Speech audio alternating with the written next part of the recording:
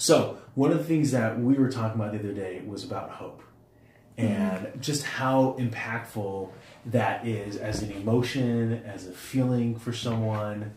And so that's kind of what we wanted to talk about today to you and to each other about hope. Yeah. Okay? So, you know, I watched your clip the other day and I was just thinking to myself, I had a lot of struggles, and we all have our own struggles in daily life. And it may appear, you know, on social media or when you run into someone that, you know, everything's just great in their life and everything's perfect, and, you know, but the reality of it is we all have really hard things. And, you know, I called up Sherman. I was like, you know, thank you for doing that segment, because it just really hit home for me.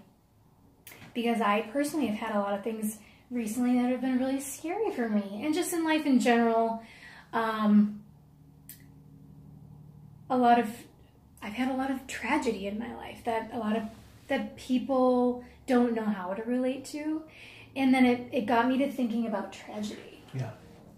And I would often hear people say to me, when my sister was murdered in 2013, and after that, and healing, and it's a process, healing from a tragedy like that, from losing someone, and everyone handles tragedy differently. And so people would say to me, like, Keri Anne, I am, you know, my grandpa died, you know, last week. It's just been really hard on me. And I mean, but it's nothing like compared to what you've had to deal with. And I was like, whoa, whoa, whoa, you know, don't discredit your pain. And to you, you know, losing your grandfather is a tragedy. And it is not my place nor anyone else's place to place someone's tragedy worse or, you know, than someone else's. Yeah, everybody handles tragedy differently. And it got me to thinking about my own tragedies. Losing my sister was one of them. And most recently I've had some really scary health stuff. And listening to the video on hope just really made me think of who am I? How do I deal with hardship in my life?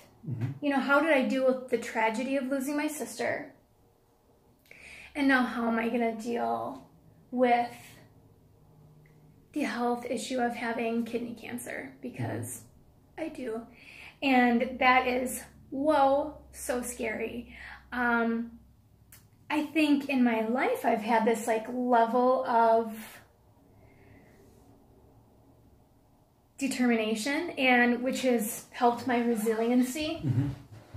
And I've been able to find hope in a lot of different ways.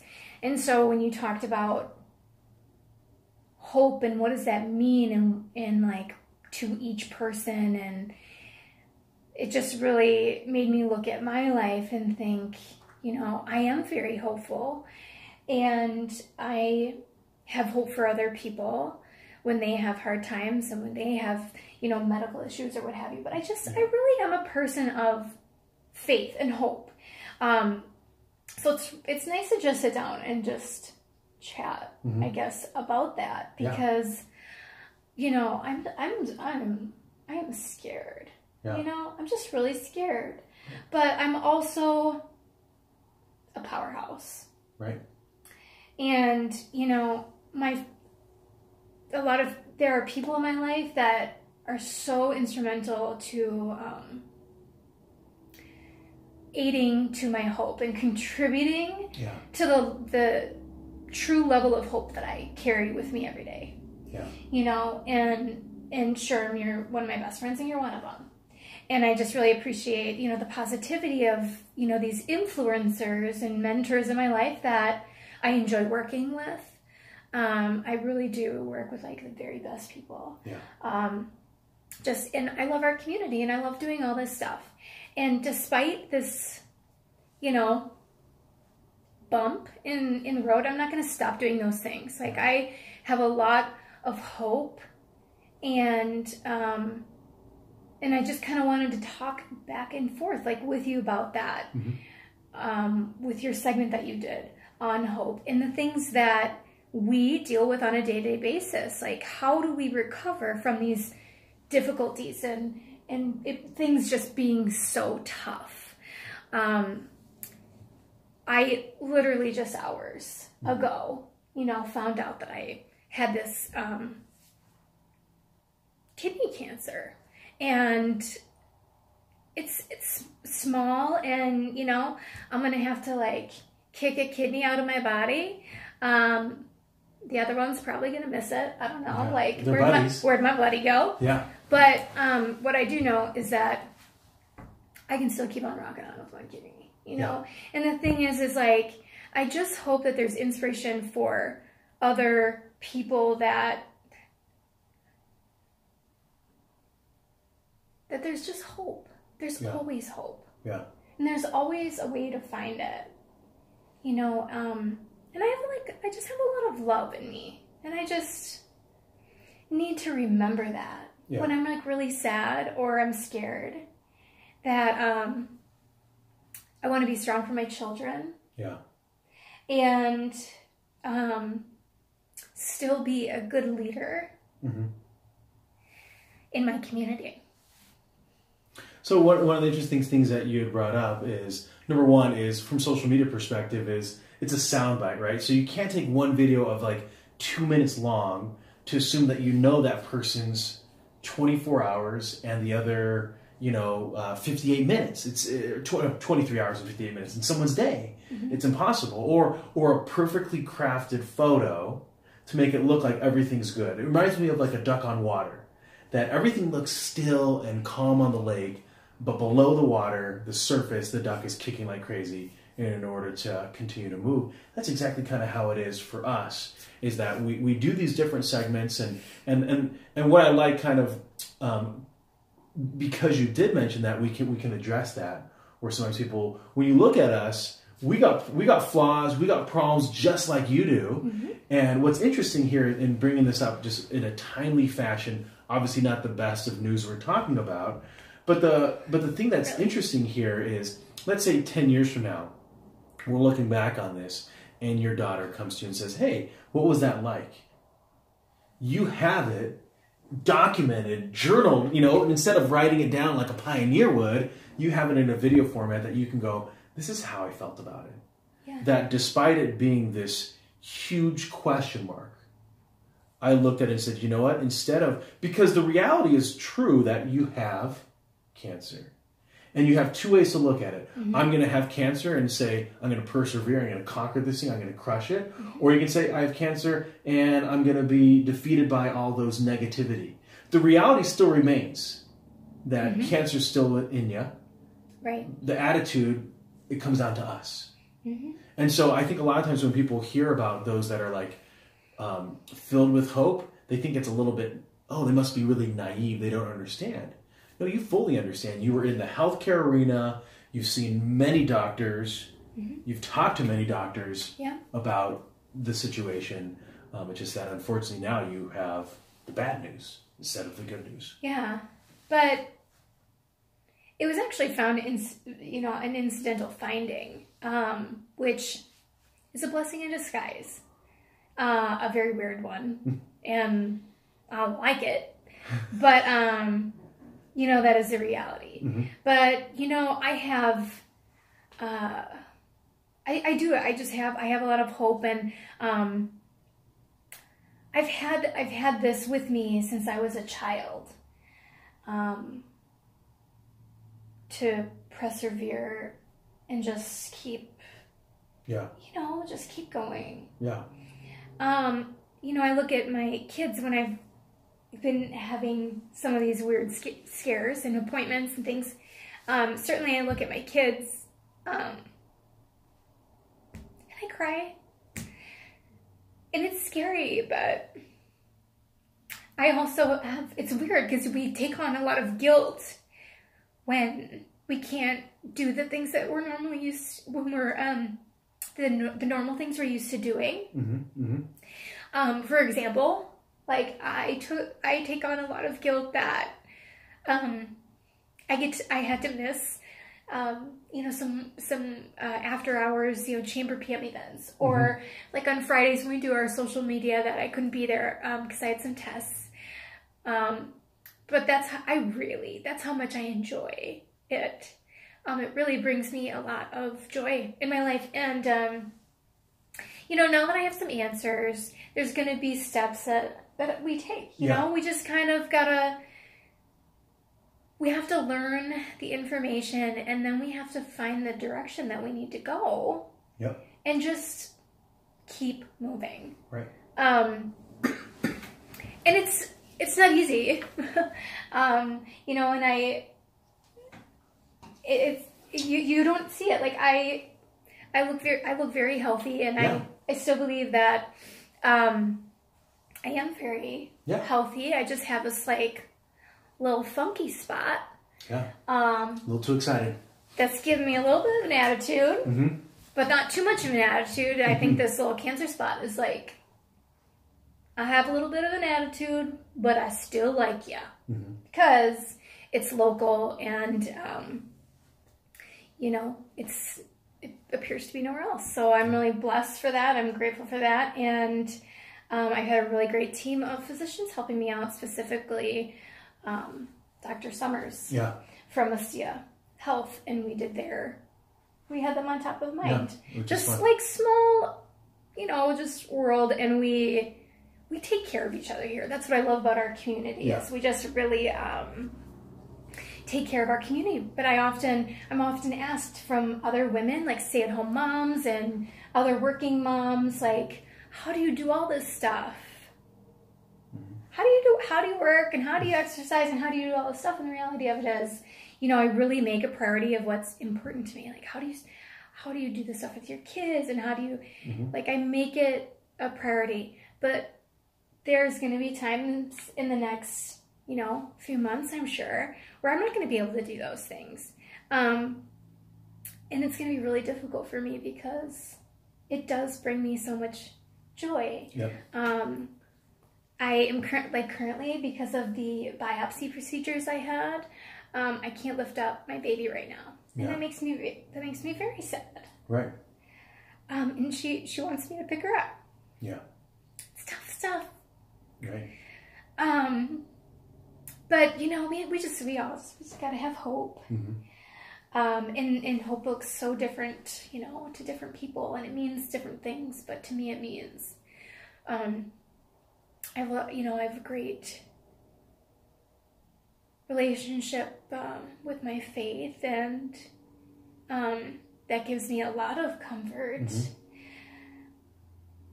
I also feel that, I feel like my sisters really kind of just help, like, blessing me and just really taking care of me. Like, we found this, and, we're going to take care of it. It's just the steps of getting to be fully healthy again and getting that little sucker out of there. Yeah. But I do have hope, and it was a really great segment. We all handle things differently, and I'm not used to asking for help, from people. Usually I offer myself to other people, just for help. That's how you are.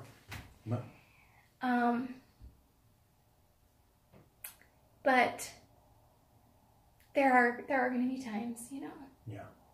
But I feel that some of the tragedies that I've experienced in my life have really created a level of resiliency where I'm able to take information that I don't like one bit, and that gives me a great deal of emotion and stress and anxiety. But I know what tools I can use to have them defeat those feelings, Well, and so that's something interesting that you bring up is, so for you felt like this resiliency at a very young age. You even recognize it, and your life experiences has only reiterated that strength and that ability, that willpower, and that bounce back, if you will. So for anyone that's watching, for them, if they're dealing with their own demons, whether it's financial or health or relationship, schooling, education, whatever that they might be dealing with, that's serious for them. What are some things that you think that they could rely on? How could they be more filled with hope? Mm-hmm. So what really helps me is being consistent with how I take care of myself. So I really enjoy pottery. So I do that for myself, and I do that on a regular basis. I really enjoy exercise, and that helps me. I'm just one that I don't really care to rely much on medicine, traditional medicine, I guess. Yeah. I just really like to have more of a natural approach, but being consistent and treating yourself well, because there's so much. We all have so much worth, and value, and we're all here to serve in a different way. And it's just, to be fair to yourself, you have to create some time, good solid time, to do something that's important to you, that you enjoy doing, and that may give you some peace or laughter, or just, a state of mind where you can relax. That's what's really helped me, and I have adopted many things, and I've tried new things. Some things that haven't worked for me, but some things have brought some, leveling in all the chaos. And sometimes it sounds like fluff, when someone's like, you should try putting this rock on your head, or something. I don't know. You know what I mean? Just something. Rub this lotion somewhere. Yeah. Hold on to your left ear for 20 minutes. I don't know. But some of it sounds like real fluffy, but there are things that, if you want to hold on to your ear for 20 minutes, by all means do it. Let me know it works. But really, I like essential oils, and I do like spending time by the water. I like to go on walks and things, just like, when, I operate faster than, maybe the normal person. That's true. And so now it's weird, because I'm just having to adopt and adapt this different type of style of, movement in my life, where it's like, all right, well, now I'm probably operating at like a normal speed. And sometimes maybe a bit slower, and I just have to realize that that's okay. And I just have to take care of myself and just get back to, but I have a lot of hope. And I also think it's so important to surround yourself with people who are like-minded and who can help you get to where you need to be if you're not there. I walked into the office and I was like, I just got this news, about an hour ago, and I'm like, what do I do with that? But I woke up this morning before I had this news, and I messaged Sherman, and I was like, let's do something today on hope and resiliency. And I think it's really good to do this right now. This is healing for me, because I just got this awful news, but you know what? It's helping me see, it's just been bringing me clarity that I have control over how I react to this. And I may not have control over some of these other things. But I do have control over the way I react. And I just, some days are going to be harder than others. I realize that. It's not going to be all sunshine and rainbows. But I have hope. And I know where I think I know where I need to be. It's interesting, just because you mentioned trying different things. I know you and I were talking on the phone.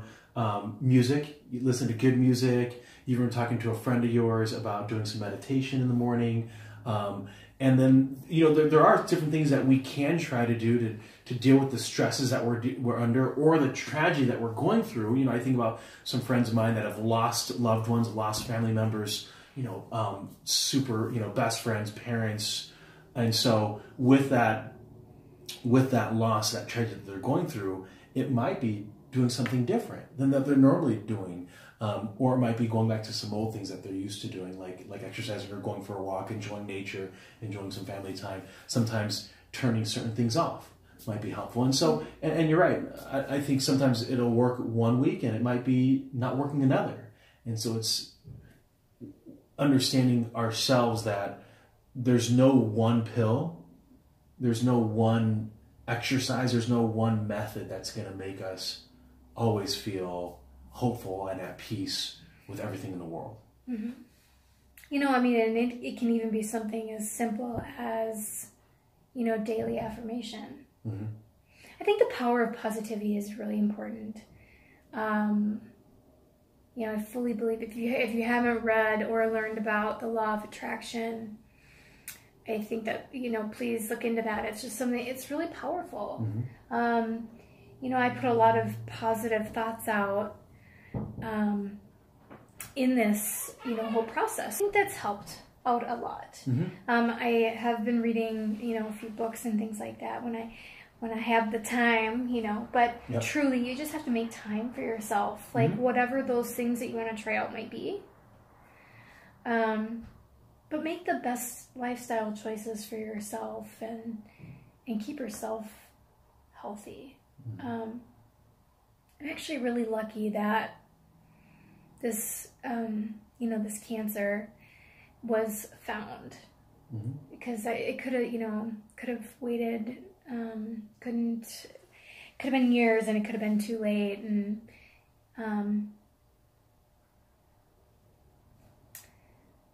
but I have faith, and, I'm just really grateful for everyone in my life that's there for me. Yeah. That checks in, when our friends get sick, or someone's going through a bad time, or their granddad is sick, that little phone call or that little text message or that handwritten card in the mail, Mm-hmm. or a stop by and visit is just like gold. It's more important than anything you can buy. Time. Yeah. Well, and just, I think sometimes letting people know that you're thinking about them. And I think sometimes the struggle with someone on the outside, let's say dealing with, having a friend or someone that's going through something, we don't know what it's like, right? We're not going through it. We're not in your mind. We don't know the fear, the anxiety, the stress that you're under. So a lot of times, though, it's just knowing that we're available, right? So we might not necessarily have the right thing to say. Like you might be talking to someone that needs to come out, and you are totally straight. And so you don't know what that's like. You don't know the stress that someone's under to go through something like that. But to be able to say to them, you know what, I'm here if you need a listening ear. Mm-hmm. I think that's extremely helpful for a lot of people. Feeling like they are alone in their path, knowing that they can reach out if ever needed. Yeah. Yeah, absolutely. And I think what's really nice is like there have been colleagues and friends of mine that have said, like, let me know if you need anything. And I mean it. Mm-hmm. Yeah. And I appreciate that. I'm not one that's, it's not easy for me to ask for help, but I know that there's going to be times mm-hmm. where I'm going to have to. And that's okay. And then that's the interesting thing about life is I think a lot of times we're in a position to give a lot. And other times we're on the receiving of a lot. And it could be time, it could be resources, it could be talents, it could be, a listening ear, it could be material things. I think if we're open enough, we're going to find ourselves in each one of those areas. And mm-hmm. we need to be able to be humble enough to be able to recognize that it's okay to be on both sides of that coin. Yeah. I personally, I struggle with a lot of guilt. I carry, for some reason, what I'm feeling a lot of right now is like guilt for having this. I really understand that. Maybe because I don't want to because I don't want to let anybody down. Right. Yeah. That makes a lot of sense based on your personality. You're a giver by nature, and you're a provider. And so for you not being able to do those two main areas, it goes against what you're used to doing. Yep. So, but you know what, I'm aware of that. So that's good. Yeah. I'm aware of, my, obviously it's not my fault that Correct. I have this, and,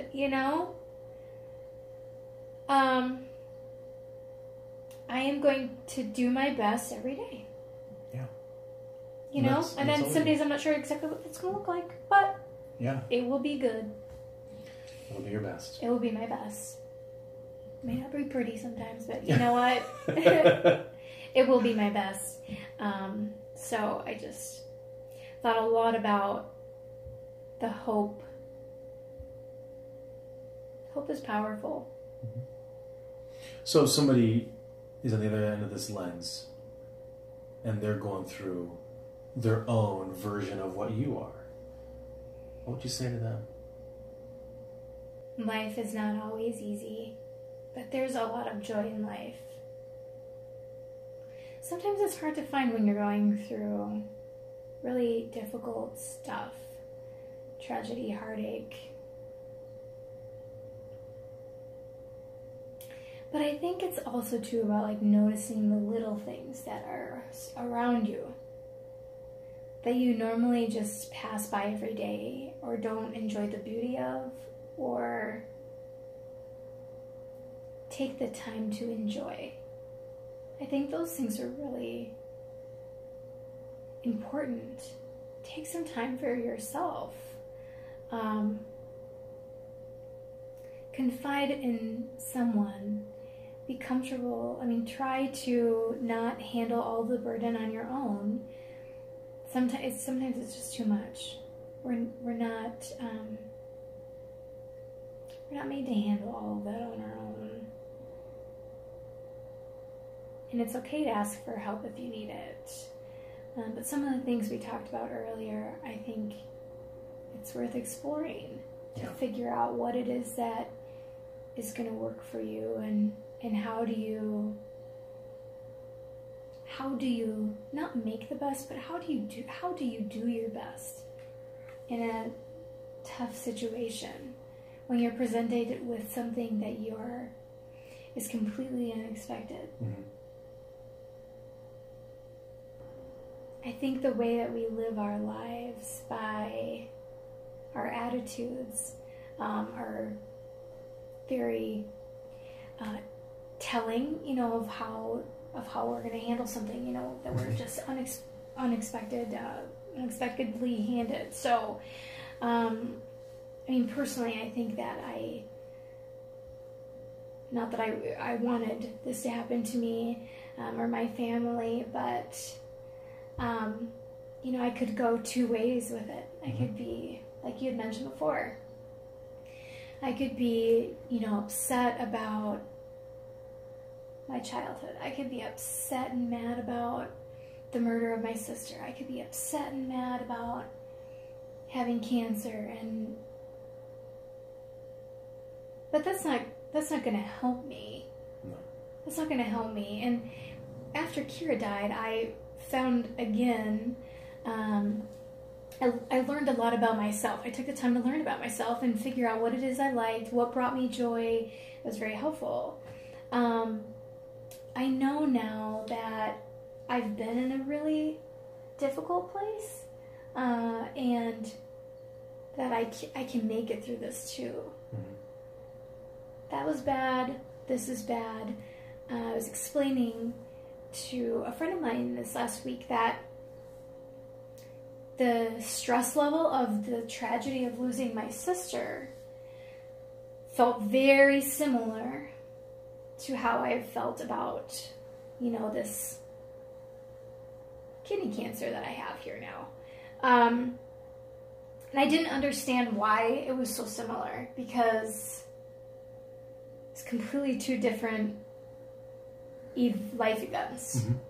But I did learn a lot about brain function and how our brain processes tragedy, and like how it processes tragedy, and our brain remembers like how that level of stress and that tragedy, and how our brain operates to combat things that we remember and things that our brain wants us to forget to protect us.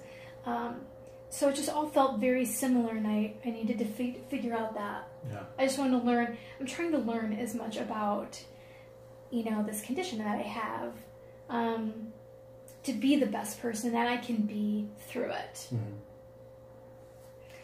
So that's how, those are the things that I would recommend for someone else too. Now, it's always helpful to if there's like a therapist or a counselor or something, those people are awesome. They're great. I think everyone should have one. Yeah.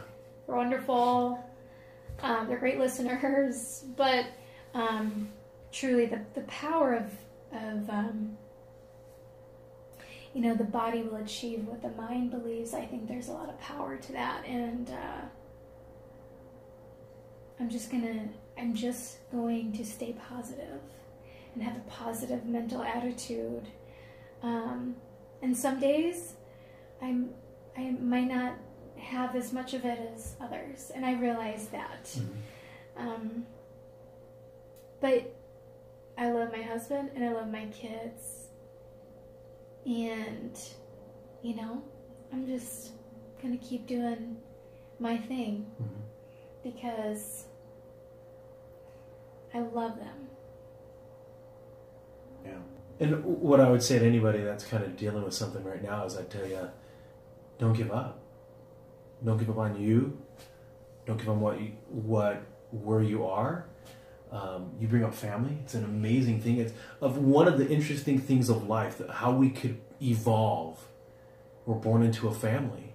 Now, not all families are created equal. They really aren't. Mm-hmm. And away from family, and so they're not close by geography-wise. And so you might have to create, friends and therapists and other people to kind of create this pseudo-family.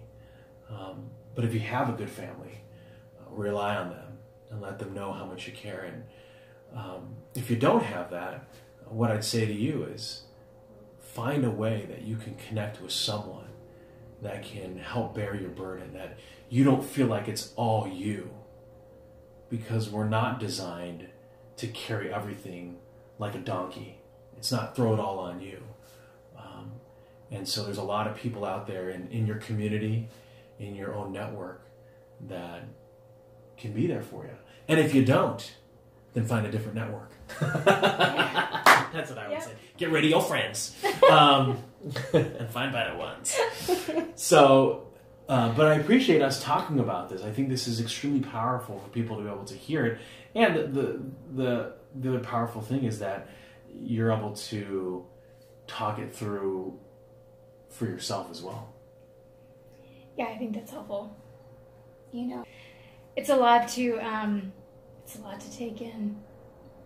Talking next steps, but having a plan of some kind is also helpful. We like to, let me rephrase. I was going to say, we like to prepare for, our events and stuff, but you're more off the cuff. Yeah. I'm the preparer. Yes. That's why we're a good team. Yeah, exactly. But, I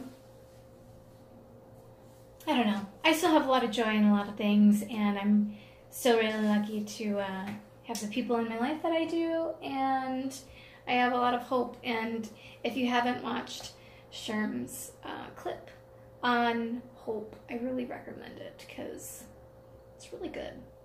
Hit home for me, and I watched it before I even know I had this, so now I really like it. I'm gonna watch it a second time. So what I'd say to that is a phrase that Mom told me was expect the unexpected. And not to mean that we dwell upon negative things, but prepare our minds for the tough things that we might incur in life. And so a lot of what the way that I've prepared my mind is that we're going to go through the thick of it. We're going to be driven to our knees at times. We're going to be driven to the cliff, if you will, of life. And we're not going to know where to go. We're not going to know where to turn to or who to turn to or what to even do. Like, we're going to be left and it'll feel, whether you're surrounded by family or the greatest friends in the world, you're going to feel alone, completely alone. Mm-hmm. And despite that, you're not. You know, if you're a faith-based person, you believe in God or Allah or, you know, the mighty Jehovah, whomever. So no matter where you find that reassurance, mm-hmm. I'm a believer. Me too. Thanks for being with us today. A little bit of a different spin-off from what we normally do, but thank you. Peace.